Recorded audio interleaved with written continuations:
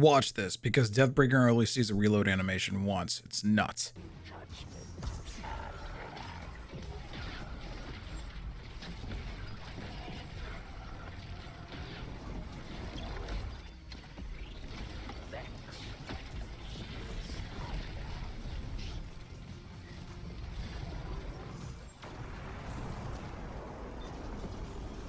You want to know how to do that? Stick around. Just in case you missed it the first time, DEATHBRINGER fires a total of 6 times and only sees the reload animation once in that entire thing. Well, twice in the whole clip. You get what I mean. This build completely cooked the Warden servitor with ease with the help of 2 others. Let's not forget them because Thunder Crash is important here. Still, the ability to fire off that many DEATHBRINGER shots in such a short amount of time while also dealing damage is absolutely undeniable. This build was shown to me by a good friend of mine named Revenant, who is a master of all things PvE in the game. If there's ever a question that I have about anything PvE related or how anything works, he is the first person I go to, and he's the one who made this build. You'll know him probably from modding in my Twitch chat or my girlfriend Mal Nightingale's chat, and he's on Twitter and stuff as well. He's actually really good friends with Benj. You know, the guy who can one-tap with Hawkmoon for some reason. I'm not going to add any fluff to this video. I know all you guys watching just want to know how it works and what you're going to need, and that's perfectly fine. So what are you going to need? Let's start with the glaringly obvious things: DEATHBRINGER and a Revenant Hunter. Obviously, if you have the catalyst for DEATHBRINGER, this build is going to do far more damage for you, so I'm just going to assume that you have that, as well as already have completed the kills you needed to masterwork DEATHBRINGER, the catalyst, whatever. Now, as for the Revenant Hunter, there's a certain build you're going to want to need. I wouldn't say build. Just make sure you have on Whisper of Impetus. If you want to know exactly what Rev was using in this video, he was using Whisper of Rhyme, Whisper of Conduction, Whisper of Impetus, and Whisper of Durance. Now, the rest of the build doesn't really matter too much as far as like the aspects go. He was using Touch of Winter and Grim Harvest. Once again, this is if you want to 100% copy his exact build, but Whisper of Impetus is really the most important thing. As for the other things you'll want and or need, you're going to want any grenade launcher, but one with Vorpal weapon works the best. Hell, you can use SALVAGE'S SALVO because you can get that easy right now. Dragon Shadow, the exotic hunter chest piece, and Breach and Clear, specific to this season's artifact. So before I go any further, yes, this build is only going to be broken during this season unless we get Breach and Clear as a mod again or something else that works very similar. But let's get into exactly how all this works. Starting off with firing your DEATHBRINGER above the target so that the Dark Descent kicks in and does as much damage as possible. Obviously, your catalyst is going to help here since it helps reach that pinnacle damage faster. Next, throw your shuriken, which procs Whisper of Impetus, which should, from what the description says, only reload your stowed weapons, but it actually ends up reloading your entire arsenal. Not sure if this is a bug or whatever, or if it's actually meant to do this and the wording's wrong, whatever. This is how it works though. And because that's how it works, your DEATHBRINGER has another shot to fire.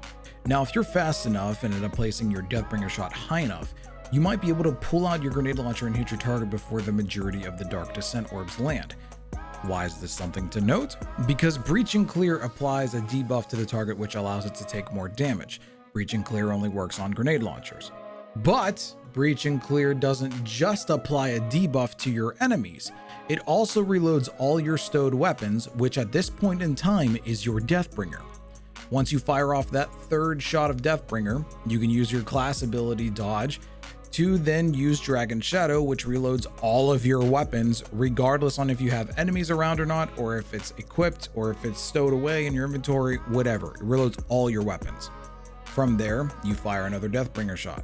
Before you get a chance to reload, you use your Silence and Squall Super to deal some extra damage, and once you're out of that animation, you use your last remaining shurikens to reload the weapons with Whisper of Impetus again to auto reload your DEATHBRINGER so you can fire another shot.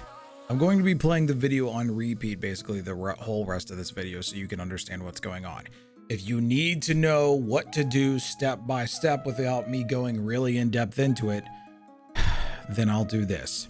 DEATHBRINGER, melee, Deathbringer, Grenade Launcher, Deathbringer, Dodge, Deathbringer, Super, Melee, Deathbringer. Granted, yes, for the 6th shot in the video, he had to reload manually. But, I mean, if the Warden Servitor wouldn't have dodged, then it would have been dead in 5. For the most part, that's the extent of which you can do with all of that. A lot of the abilities that allow you to auto-reload your Deathbringer have cooldowns attached to them. Like Whisper of Impetus has a cooldown of 6 seconds, which means until you don't see that buff on your screen anymore, you can't activate the auto-reload portion of that ability. Not only that, but Breaching Clear also has a cooldown for which you can reload your stuff, which is 10 seconds. And finally, Dragon Shadow is determined by your dodge ability.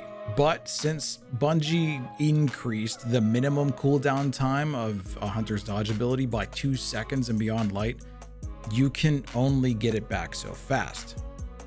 Still, you just sit back and appreciate that all that can happen in this build, like 5 shots of Deathbringer without having the weapon see the reload animation, is impressive in and of itself. Come on now. Any boss that's not health gated, you're gonna absolutely annihilate.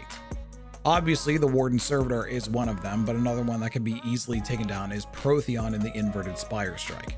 Even still, if you keep all of your options open to you through the entire health-gated immunity phases, then you can actually stretch this build out through the immunity phases. You know what I mean? So use a few Deathbringer shots, keep your melee and whatever you need, and then just stretch it out throughout the entire thing. Hopefully it works just as well. Have not tested it yet. A few other notes that I want to put in here before I end the video. If you're going to be using this build, make sure you talk to your team if you're going to be running Grandmasters, that you are running this build ahead of time so that they can plan to melt the final boss so that there's no confusion. Everybody will be ready, and whatever hard-hitting weapons or abilities you need, you will have to do all that damage. Another good tidbit is this build can actually work even better in the Atheon encounter in Vault of Glass. He tested it whenever we were doing a run recently, and Time's Vengeance increases the regen rate of all of your abilities, so you could potentially fire all 7 shots during a single damage phase if you wanted to. That is going to be it for this video though. I just felt that this build was too good not to make a video about, but even if you can only use it for about a month or so before the season of the Splicer ends, I mean, it's still good enough. Like, come on, people gotta know about this. Remember, if you like the video, please be sure to click the like button and subscribe if you want to see more. If you like live content though, you can catch my live streams on Twitch on Sundays, Tuesdays, Thursdays, and Saturdays. I'll have a link for that down in the description box below. Thank you guys so much for watching. I really do appreciate it. I will see you all next time, and remember, keep your heads up and be kind to each other. Bye now.